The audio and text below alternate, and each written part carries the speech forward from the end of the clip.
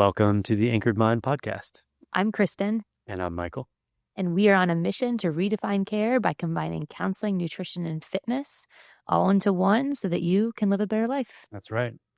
And today we're going to dive into a special conflict that we have actually experienced. We call it It's Not About the Lights. And really, it's just highlighting the fact that when we fight about stuff, oftentimes we forget about what we're even fighting about. Seriously. So I wonder what really matters. Let's figure it out. I want to be able to share a preference, but sometimes I hesitate because I'm nervous how you're going to take it. And I want to do my best to not be critical, but yeah, I think I'm just afraid that I'll put you on the deep end somehow. I know I do get defensive. Yeah. It's hard not to. Yeah. I mean, and I know my part in that is to not be critical, and it makes it harder because I know I was critical in the past. I've tried to work on that, but maybe I could just go ahead and say it. Yeah. Okay. Do it. This may be weird, but I grew up with my dad who was, I'm pretty sure he was diagnosed with OCD. He would have this strong preference for like pathways to be cleared, like no shoes on the floor, pick up your stuff when you're done, And then the other one was turn the lights off. If you're not in a room, turn the lights off. Save energy. Obviously, that's a lot different now with like LED and modern technology, but it lives on in me. Sorry. It gives context. Yeah, thanks. I probably didn't say that before. But I strongly prefer that when we are done in a room or leave the house, to turn off the lights. Yeah. And we kind of got into this earlier today. This is a very relevant disagreement and I feel defensive because I believe that I am so intentional about turning off all the lights on a regular basis. And here I go. I'm starting to defend already. But my defense is that I am at the house 95% of the time with the children, and that even with the struggle of having 3 kids in my arms and trying to get 3 kids into the car, I'm still intentional about going back and turning off the lights. So it's hard for me not to get defensive when I hear you make a request like that. Yeah. Because on the other side of it, there's all this going on that I feel so passionate about. Like it takes me so much effort. I could just leave them all on, but instead I take an extra couple minutes and do that. Which I appreciate. I wish But I stole the ball, right? Kinda, yeah. I wish you could hear me speak to like my own experience and not make it about your performance. I'm not trying to be critical or tell you like you're not doing a good enough job. Or I think even earlier when we originally had this conversation, there was some like always or never language. And there isn't an always or never. It's just sometimes I've noticed that if I'm coming back home or I'm the last one to leave, that a lot of the room's lights are still on. And it just makes me feel frustrated. Mm-hmm. I know you're not choosing that for me, but I'm also not choosing that for me. Right. That's the hard, that's the tricky part. I could totally just try and ignore it, right? But then I'm suppressing emotion. And I just know that when you do that over and over again to something that's important to you, as silly as it might be, this is totally a first world problem, right? I'm thankful to have lights, but it still is something that for whatever reason, it matters to me because I don't like being wasteful. I think it's a value. And yeah, I would just appreciate all of us having extra attention and even like helping the kids understand why that's important. You may totally disagree with my value, but I just struggle with that feeling of being criticized or nitpicked. I get defensive in that moment. yeah. I think about all the effort that I put in, and in that moment, I start defending myself because I'm like, I wish he could see the whole perspective, right? And what he's speaking to is a limited perspective in my view, right? And it's hard for me not to then wish that I need you to know that there's this whole other world that you're not seeing. And that my one action is not defining what I care about. So let's go with that. Let's say I were to say, honey, you're so right. Like I'm not seeing everything else you're doing. And you know what? Now that I've considered all the other things you're doing, that makes me change my perspective and fixes my emotion, and we have no issue. I'd be like, "Great. It's perfect. That's what I was after." Basically, shut your mouth and don't complain about anything. Yeah. And, I'm trying to do my part in that I'm not trying to blame or criticize. I'm trying to express a preference, hopefully in a way where you're like, I hear your side. I hear your, experience. I have my own, but I'm going to wait and hear yours out and try and like at least acknowledge it and then maybe share your perspective. And when you share yours, who knows? Like maybe that will shift mine a little bit. But I think the point is if I'm coming at you first with a preference, as long as I'm trying to do it the right way and not like attack you or anything or blame you, it would be great if you were like, I hear you and that matters. I can hear that matters to you. Even if you have your own stuff bubble up, it'd be cool to just take turns. Yeah, I do that. I kinda, like, feel something on the other side of your comment, and then that takes over. Thank you for acknowledging that.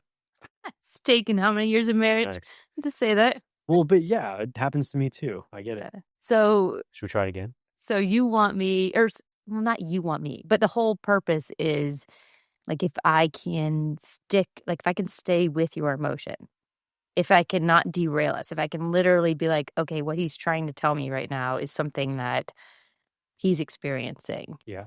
If I can stay in that moment and keep it about you, then we can move to me is what you're saying. Yes. I'm saying it's not about the lights. But to me, it's about the lights because I always turn off the lights. And I get into information mode and I Yeah. get so frustrated because I'm like, if I could quantify the amount of times I turn off the lights versus not turn off the lights, that your little experience doesn't reflect the reality of what's going on. Right. So if you could just correct it with the Information. actual objective Yeah. Kristen reality, then I wouldn't have a Then problem. all would be fixed, right? Yeah. Then you shouldn't feel the way you're feeling if you've had all the information. Thanks for shutting me down. Appreciate that. So that's what happens is emotionally then your experience is diminished or is Yes. stuffed because I've thrown logic at you or information at you. You've overshadowed my experience with yours. Yes. And like to get to where you're saying, like to get to this reality or this I guess this middle land where you're saying both people have realities. In order for me to get there, it's not that I mean to be like this. It's just I still have more work to do, obviously, and I'm not a therapist. Yeah. But in order for me to get there, I have to like envision you having your own reality. Yeah. I really do. I have to like envision you walking through the house and turning off the lights and feeling like, oh man, like I feel like I'm always turning off the lights.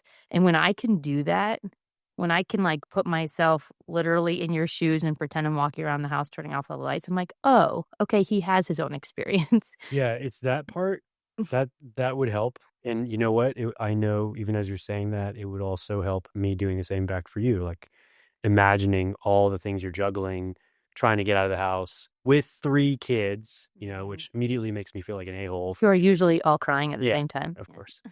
Want juice boxes all at the same time. Yeah. Almost She running doesn't late. give juice boxes. She just gives water. But And milk. yeah, and milk. No sugar.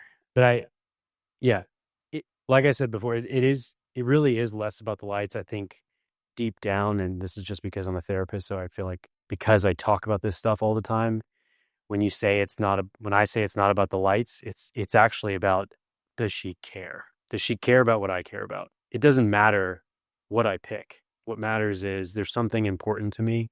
Does she at least give it a second, give it the time of day to think about it, to consider it, which means she cares about me. And I think you just listening and allowing me to have some influence over what I consider important and what you would consider honoring, that would just make me feel respected, loved.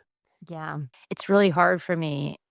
I think when you talk about like upstairs brain versus downstairs brain, you use that phrase a lot. That actually is helpful for me because I tend to be like, I care about you, but if you had all the information, you wouldn't feel the way you feel. And I just need to give you all the information and that would change how you feel. And that's not right. I'm glad you said that because it's not that that's not right. It's that relationship needs to be priority because we're in one.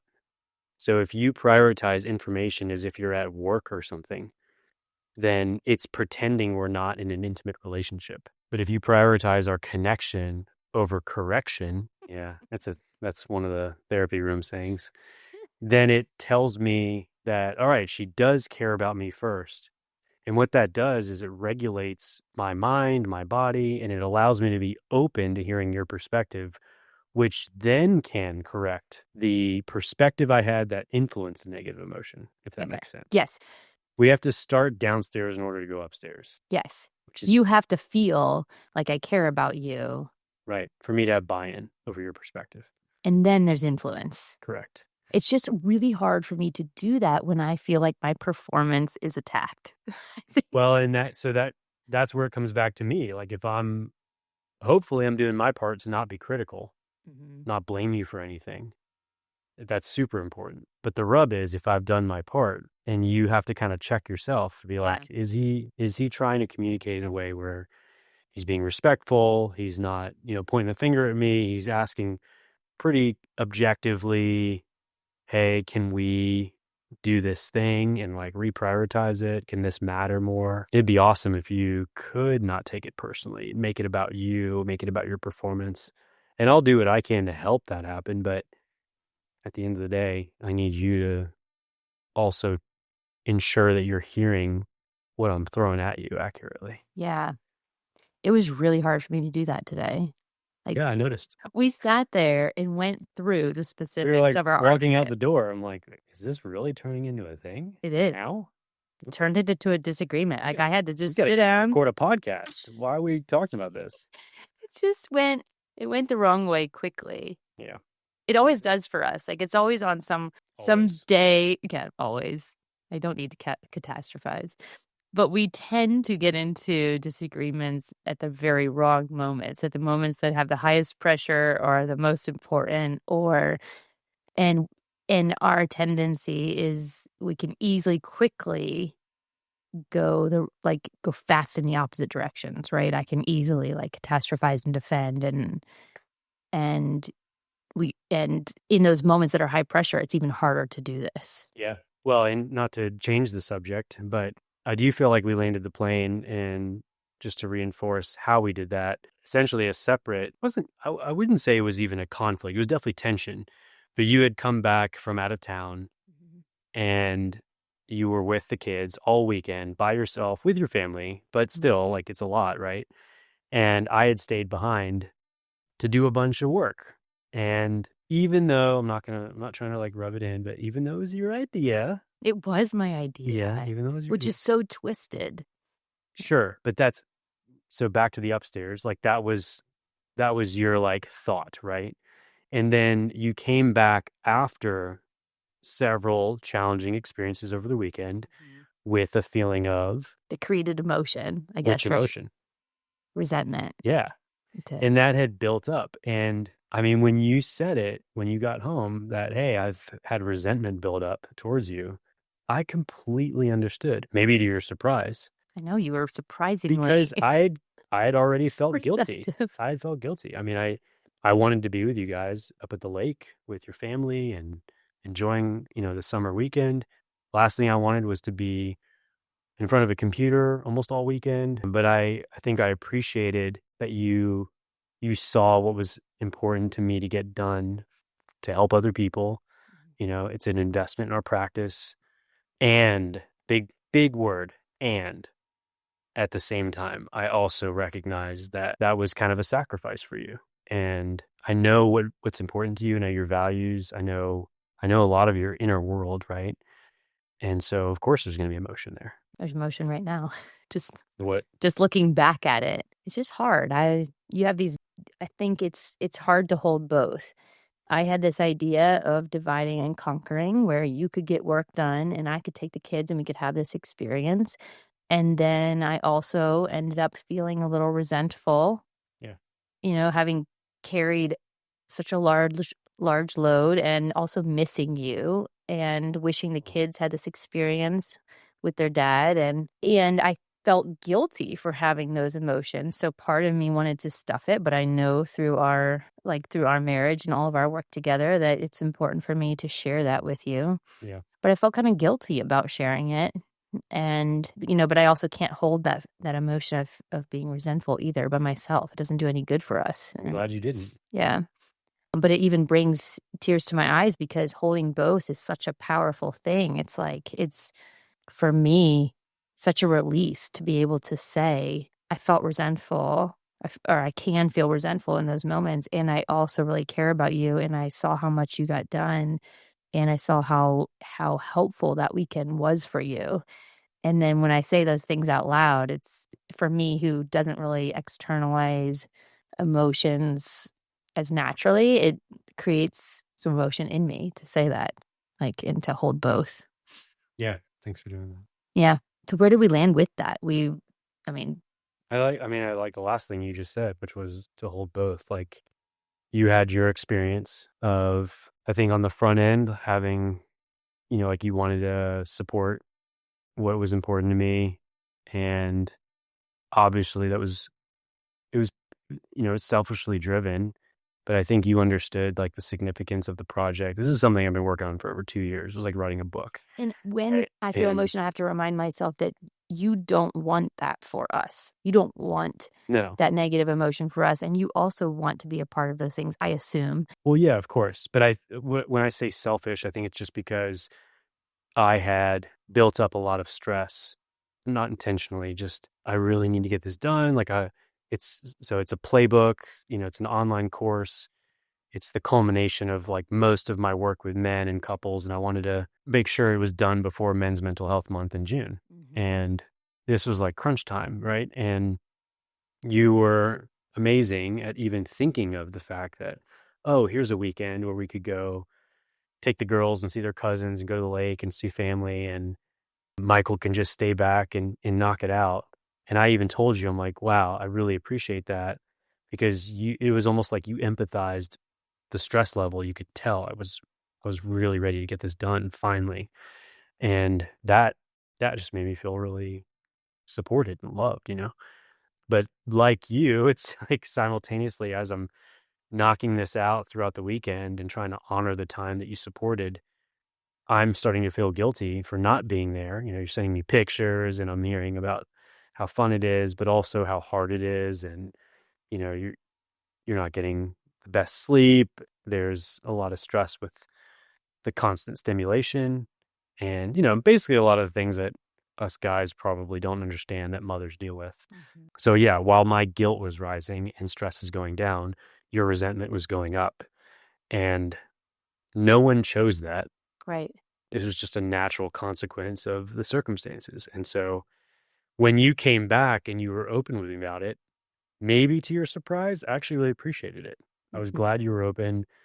I know Um, you were so receptive. well, because I don't want that kind of stuff to build up. It's I so mean, that's the kind of stuff that I see in my room that over time, compounded, it destroys marriages. And the worst of it would be you didn't say anything and you just kept it in. And that stuff, it builds up like a pressure cooker in people. And then it's going to come out in the worst way later on. And then I'm going to get pissed because you shared it way too late and in a way that probably was very attacking. And so all that to say, yeah, I'm glad you were honest with me. And I credit the work that we've done to this point in our relationship to hopefully make it safe for you to say it and me receive it, understand it. But so we didn't really fix it. There was nothing like There's nothing to fix. yeah. But I kind of secretly came not secretly, but I think, like, I almost because I was feeling resentful, I think I kinda, like, wanted a fix. It's like I wanted that emotion to be gone and you to be Oh like yeah, I remember that. you remember that? It's like I was like, "Ah, "It just feels like Take I it away need you to from me. fix it." Yeah. Yeah. Take it away. Yeah. Well, to your credit though, I think you wanted assurance that this kind of thing would not continue to happen. Like Oh, that's true. I don't want to be basically stuck alone and feeling like a single parent with my family. I mean, you even referenced like game night with your family and you were a fifth wheel. Yeah. And like you had my empathy. I don't want that either. So again, I was glad you said that. And you did it in a way that was not critical. Mm. You did it in a way where you're like, you weren't attacking me. Mhm. You held this back to holding both. Like in one hand, you had this sense of responsibility. Like, I know it was my idea to have this weekend to where we could go off and have family time while you got stuff done. And at the same time, hey, I need to tell you about my experience because, I have resentment, but maybe under that, I also have fear that this Yes, is going to continue to happen I and do. you're going to put work before family. Yeah.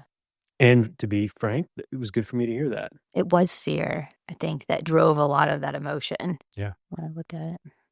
And I don't want you to feel that way. And I think that's where my part comes in. And you're also hitting on back to my dad, something that he wrestled with. He was a fantastic workaholic. And I know I have that in me too. And I don't want that to be the case. I don't want our marriage to slowly divide and be second.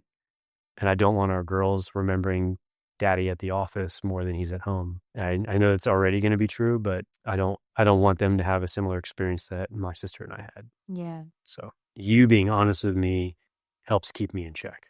Oh, well, good. I'm glad it did some good.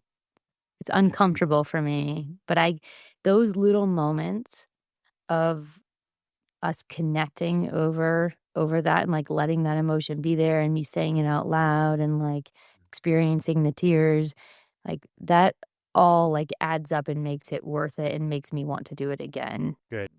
Yeah. I want to positively reinforce it because you moving through the fear and the discomfort and being vulnerable, it gives you relief and it holds me accountable. And I want that. Yeah, and it makes honestly, like, we walk away from that moment feeling on the same team, even though the emotions like, it's not like they go away, like, we still Right. carry those emotions a little bit. You It's don't like fix them. we feel like we're looking at the problem together, right? Yeah. You just, we speak to them, we honor them, we hold them. Yeah. And would you even just say before we started recording this, What? you remember No. withholding both? You had said, once I shared my resentment and then now even your fear, it's like once you start processing this stuff out loud, you realize the layers to it, right? And how it builds up. But you had said, now that I've processed the emotion, it's almost like I can think and see things a little bit more clearly. Things are less foggy. And I can see how much you got done and what you accomplished. And I kinda wrestled with some guilt, like, wow, yeah, he did so much, this was so helpful, like, this was really in wrestling with that guilt makes me want to, like, not speak up a little bit about my own emotions, so I think how I reflected on that is like, wow, I need to do both. I really truly need to hold both. yes. Yeah. Because holding both, gives me selfishly the support that I desire from you. It's Mhm. just one of my needs for sure. But selflessly, it makes me want to promote the reciprocity in our relationship and make sure I'm doing my part to serve you back in what you need, which is, I think it's also supporting you, being a co-parent, and prioritizing our family over work. Yeah, So cheers to the imperfect balance of that. that's right. Yeah. Man, we've come a long way. Love you. Love you too.